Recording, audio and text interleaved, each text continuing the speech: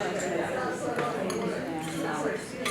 we're going to go ahead and get started with our presentation. Please continue to enjoy your lunch.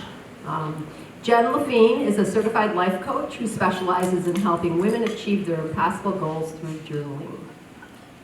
She is a lifelong writer, a former teacher, a positive thinker, and an advocate for learning how to control our thoughts so they don't control us.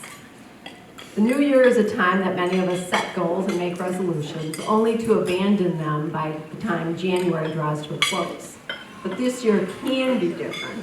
Jen Laffin of Jen Laffin Coaching will teach us the one thing we need to do to ensure that our New Year's goals get checked off instead of crossed off, so 2022 can be a year of massive success. Welcome, Jen Laffin. Hi, everybody. Thank you, Guida. So it just dawned on me when Guida was talking, like, we're already at the middle of January. That's incredible. How many of you set goals for the new year already? Okay, now, thank you. How many of you have given up on your goals already? And how many of you just didn't even set a goal because you were worried or you were thinking, I'll never achieve it anyways, I'm just going to pass this year? Okay, good.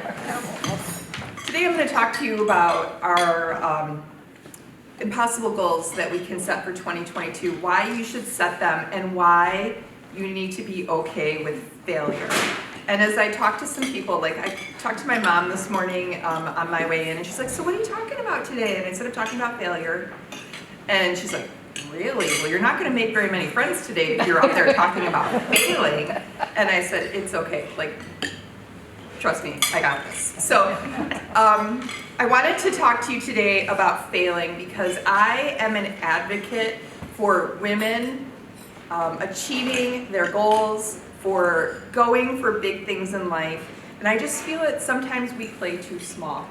And so if anything in this little presentation rings true for you today, I'd love to talk with you more about that because we need more strong women in this world who are role models for each other. So as far as failing is concerned, it's important to know that we have been conditioned to see failure as a bad thing. And this goes all the way back if you even think about your time in school, in grade school or high school or whatever, and the whole grading system was set up that A's mean you're doing well, and we associate the A's with you also maybe being a good person. And if you got the lower grades, maybe there was some judgment about that as well. And so we started to associate failing as being something bad, and as a result, we stopped taking risks. We stopped putting ourselves out there because we didn't want to fail and have all those negative emotions that come with it. There's something that I want you to know, though, about the way that our brains are made and why those feelings that you have about failure are not your fault. Our brain actually has not evolved from prehistoric times. There is still a part of our brain that is called the Primal Brain, and it is the part of our brain that still thinks that we're living in prehistoric times. This part of our brain, the prehistoric brain, is responsible for regulating our emotions. So that part of our brain that causes us to have feelings, feel things, is still thinking that it's 1000 BC, okay? It's thinking that we live in a society where we have to move whenever the seasons change because we have to find new food sources. It's important to stay a part of a social group because if not, you could be exiled, and as a result, you could get, like, you know, taken captive by a woolly mammoth or something. And we know that those risks are not a possibility for us these days, but that part of our brain hasn't caught up with that idea yet. So it still is trying to keep us tucked safely away in our comfort caves where it can keep us safe, it can keep us alive, and it can keep us lazy. Because as long as it can do those three things, it doesn't have to worry about us, right? We don't have to worry about any of those threats from the prehistoric days. So what exactly is failure? Now that we know a little bit about how the brain works, let's start talking about what failure is exactly. Failure is, for the purpose of my presentation today, failure is not getting the exact results you wanted from the actions that you take.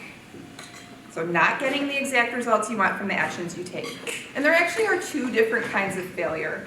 And I'm sure we all have some familiarity with these. The first one is called an escape fail. And those are the ones where we don't even try. So like, let's say we don't set goals for the new year. And then the other one is worthy fails. And worthy fails are actions that you take where you don't get those results that you want, but you move closer to your goal. Okay? So another example would be, let's say you're planning an event and the event is coming up and you've procrastinated getting started on planning it, and so you're like, let's just forget about it, I'm just gonna cancel it. That would be an escape fail. A worthy fail would be working hard on it and maybe you don't get the turnout you had hoped for. You see the difference between the two? So as you are considering your goals for the new year, whether you actually committed to them or you've been thinking about them or you're ready to start thinking about them now because it's not too late to start thinking, I want to talk to you about why failure matters. And a lot of this is geared towards business women, but it can apply to anyone. So first of all, failure matters because sticking to what's realistic and reasonable will only get you what you've already gotten. If you are stuck in the same place, it's because you are not putting yourself out there and risking failure. Number two, not trying something new because you're afraid of failure is choosing to fail ahead of time. It's choosing the escape fail. Okay? Number three, if you limit yourself to what you already do well, your world never grows and neither do you. Time is going to pass no matter what. You get to decide how you want to spend your time, either staying the same or growing. Number four, it's how we choose to think about failure that makes all the difference. Have you ever noticed that sometimes when you are like you have a project coming up and you're like, oh wow, that seems really big. And then you keep procrastinating, and you start to feel like that anxiety in the back of your head.